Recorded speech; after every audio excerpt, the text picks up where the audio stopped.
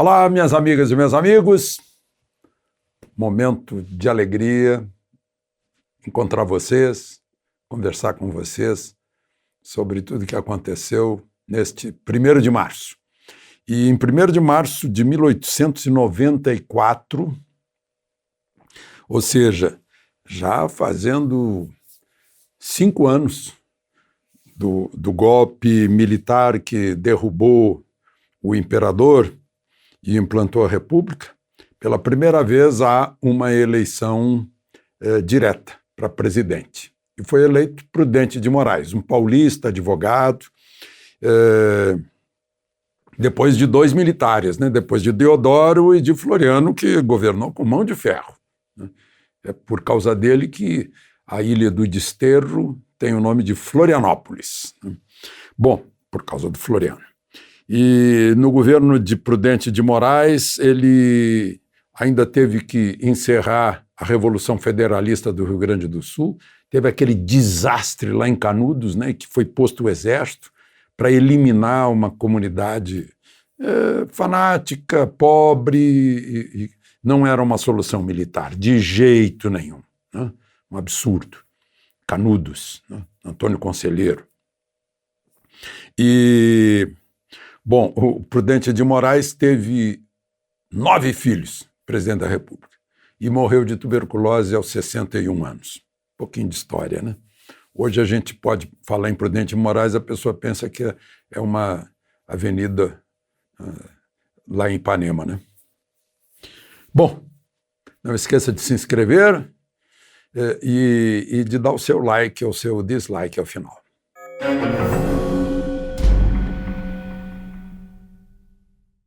Bom, primeiro assunto, em 1923, no 1º de março, morria Rui Barbosa. Eu imagino que se Rui Barbosa, no tempo, vivesse um século à frente, em que ele iria morrer em 2023, o que ele diria deste Supremo que está fazendo 130 anos de existência? Atribuem a Rui Barbosa, eu não achei em lugar nenhum essa frase, porque põe a frase na rede social, eu quero saber quando foi que ele disse, ou onde foi que ele escreveu, para quem ele disse. Essa história de a pior ditadura é do Supremo, porque contra ele não há recurso. Acho que ele não diria, porque o recurso é o Senado, né? Enfim, gostaria muito de ouvir o que Rui Barbosa teria a dizer deste Supremo. Eu sei o que dizem Ives Gandra Martins, o que diz Modesto Carvalhosa, né? Eu sei o que está acontecendo hoje, eu sei ler a Constituição e ver o que o Supremo tem feito, né? E, aliás, hoje foi um dia muito especial em que o Supremo demonstrou, talvez comemorando seu aniversário, né, a interferência em outros poderes. E há outros poderes que se encolhem também.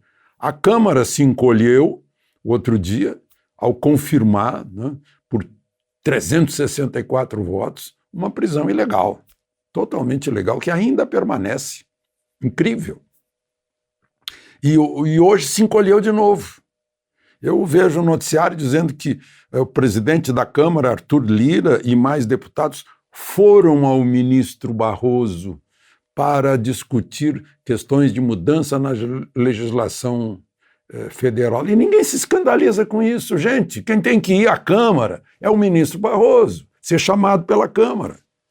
Ele é presidente da Justiça Eleitoral, né? Mas o presidente da Câmara tem voto, o voto dos nossos representantes, que todos têm o nosso voto. Então, o caminho da democracia é exatamente o oposto e a gente não se escandaliza. A Câmara convidaria o presidente da Justiça Eleitoral para discutir mudanças que pretende fazer, né? Para ver o que é mais conveniente, que é mais acertado, para que a Justiça Eleitoral não seja legisladora ao regulamentar eleições, né? É uma coisa incrível. Bom, mas não fica aí. Eu disse, hoje teve muita coisa, né? O pessoal que foi lá deu um grupo de trabalho para normatizar as regras eleitorais. Bom, o Supremo, por unanimidade, confirmou uma decisão singular pessoal do ministro Lewandowski, que manda o governo federal detalhar a ordem de prioridades na vacinação. E o governo federal atendeu, detalhou, mas o ministro Lewandowski, relator do caso, não aceitou, disse que está muito genérico, que não adianta ter grupos, tem que ter os subgrupos. Entre os idosos tem que ter os subidosos, alguma coisa assim. O Supremo, então, confirmou, e com isso o Supremo e o ministro Lewandowski substituem o Congresso Nacional, que legalmente é o fiscalizador dos atos do Poder Executivo. O ministro Lewandowski chegou a dizer que transparência, informação, é democracia, isso e aquilo, dando lições para o Executivo. Não ficou aí, não. O plenário confirmou uma decisão do ministro Barroso por 10-1, depois eu vou dizer quem foi o único voto contra, anulando um decreto do presidente da República que reduziu de 28 conselheiros para 18 conselheiros o tal de Conselho Nacional da Criança e do Adolescente. Por que que reduziu? Porque reduziu o número de ministérios, então teve menos representantes. Mas não, foi 10-1 dizendo, olha, o governo tem que reconduzir esses conselheiros, esses 10 conselheiros, tem que pagar passagem e diária e hospedagem para os conselheiros que vierem de fora de Brasília, tem que ter reuniões mensais e o governo e o presidente da República não manda nada na escolha do presidente do Conselho. O ministro Marco Aurélio foi o voto contrário, dizendo que isso é uma questão do Poder Judiciário e não uma questão do Poder Executivo. Ou seja, o Judiciário não tem que se meter no Poder Executivo, é uma questão administrativa do Poder Executivo. Foi o voto perdido, o único de passo certo no batalhão. O Supremo decidiu também, e foi uma maioria de 6-4, que os estados não podem legislar sobre as heranças e doações que vierem do exterior.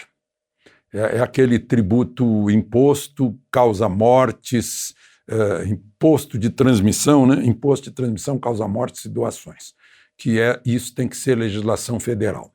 Com isso, o estado de São Paulo, por exemplo, vai perder 5 bilhões e 400 milhões.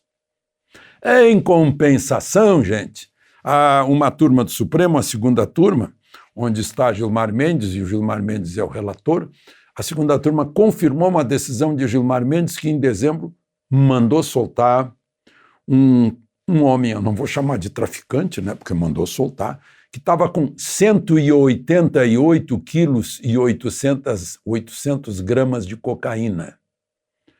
Foi preso e flagrado pela Polícia Rodoviária Federal, levando 188 quilos de cocaína. Mas Gilmar Mendes e a segunda turma entenderam que ele tem bons antecedentes. É um traficante bonzinho. Então, mandou soltar, e o que ele tem que fazer é que à noite ele tem que ficar em casa, como eu fico também, né? Ele tem que se apresentar, pedir para o juiz da comarca se quiser sair da cidade dele, e tem que se apresentar, né, com alguma frequência à justiça. Que coisa, né? Aí a gente não sabe por que quem estimula tanto o tráfico neste país. Bom, eu me imagino a cara dos policiais federais que tiveram o orgulho de ter flagrado um traficante levando 188 quilos de cocaína para os que dependem da cocaína e sustentam o tráfico. Bom, vamos em frente. Falando ainda em justiça, agora lá em Curitiba, na 13ª Vara Federal, aqui era de Sérgio Moro,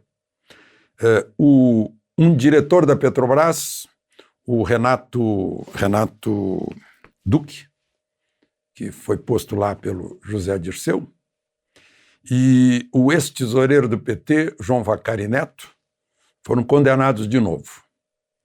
por 2.300.000 de propina lá na negociata com a Gráfica e a Petrobras, com nota fria.